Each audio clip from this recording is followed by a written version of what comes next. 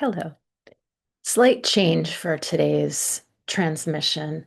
I've decided to forego the use of the prophetic tools, the tarot and runes, and just focus on my apparatus and transmissions through my apparatus. Not to say that there's anything bad or negative or anything at all moral about the use of prophetic tools like tarot. But I feel for myself when it starts to become leaden, I need to make a shift for a little while away and just use my own self. So I'm going to do that for the collective energy of the week.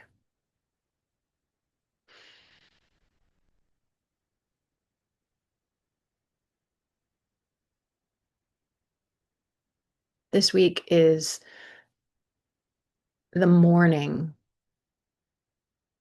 of your next path. Morning as in morning. It's the beginning of the free flow into the next place. It's the awakening and dawning of the light within you. I hear something about anger from spirit, from the unitive energy. Something about the human potential and tendency toward anger. Anger is not bad. Anger is not unnecessary. But in today's societal climate, we as a whole tend to have a hair trigger in our responses to others. Technology plays a role in this.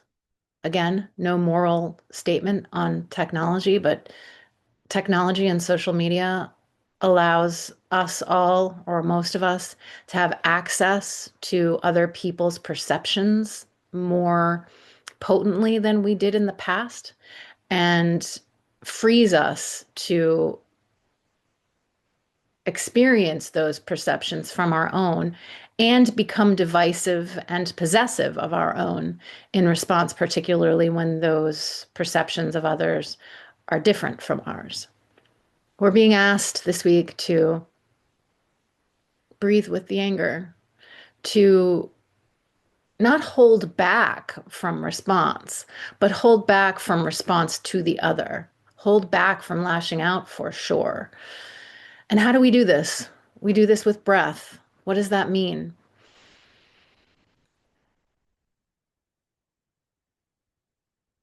Take meditation if you practice it. Even if you don't, this should give an idea of what spirit is suggesting. When we're in a state of meditation or trying to put ourselves into a state of meditation, aside from all the semantics of that and whether that's right or wrong, let's just look at what it's like to begin a meditative practice each day. It can be difficult sometimes. We get lost in our thoughts, in our distractions, the lists, all those things. And so the key to finding balance is just those tiny empty spaces between distractions in meditation. So we're taken out of the moment with the distraction, we are with the distraction, and then we have eventually the tools to breathe, be present in the moment, and allow the distraction to just be present with us rather than following the thought behind the distraction. So in that moment, when we breathe, we focus instead of the thought, we focus on the feeling behind the distraction. So if the distraction is based on anxiety about completing a task, then we breathe with the anxiety rather than focusing on the specifics of the task itself. That keeps us present. It keeps us in the moment. It allows us that space. And then we'll probably return to a new distraction or perhaps the same one, depending. The key to this, the key to having success with this in meditation is to know to ask for help from the unit of energy, from God, from the divine. Ask for help from spirit. Ask for help when you breathe, ask for help to feel, and ask for help to be. And slowly we're able to extend those spaces in meditation because we get used to it. We learn, we teach ourselves. And it's important to do that in life more than anything else. Rather than lashing out, rather than having a response, breathe, feel, ask for help in feeling, be present, and allow that feeling to integrate into the self. We're being asked to do that particularly this week because we're in the beginning phase of some new pursuit, some new potentiality. And it feels like it's a shift toward peace, regardless of all of the dangers and wars and killing around us.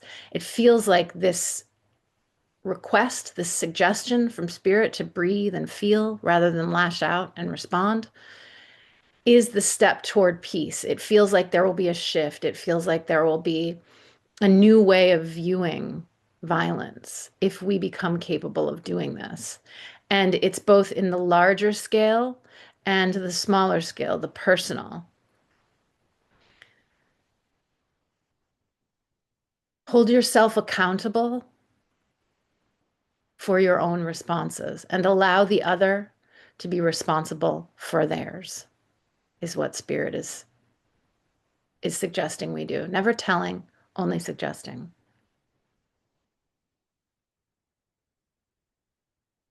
I see hands shaking, as in shaking hands. I see a new level of understanding, particularly for those who have a hard time reaching those places. And those are the people in power a lot of the time, because people in power require a certain level of self-interest. It's just the way it is. And so, even for those people, even for the most limited among us, the ones who have the most power, it feels like there's a step toward peace. It feels like spirit is telling us to take responsibility for our own responses so that those who are more limited than us will be able to do the same.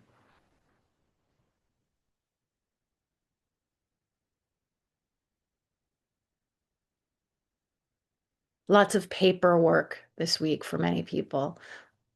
And my first thought is that in the US, it's tax season, but it's beyond that too. Lots of filing, lots of signing, lots of contracts. And that could be literal and it could be metaphorical. It could be about the shift from letting everything fly without organization to learning how to create organization in one's life so that things can fly. It's like taking the step toward putting things in place so that those things can be allowed to flow. I see a lot of new projects for people, perhaps writing a book for the first time or learning to paint. Spring is here. Daylight savings is today in the US or tomorrow. It's Saturday for me. We have more time, more space, and potentially more energy to take steps toward that new thing, that new relationship, that new project, that old dream that has a new twist. And there's something about birth this week, perhaps the birth of a project. My mind goes to, and spirit takes me to some shift in scientific understanding about the birthing process. Perhaps a major scientific discovery this week. So busy. It's a busy week. It's organized. And it's about the light entering your life in this morning of your existence. This step toward growth and change.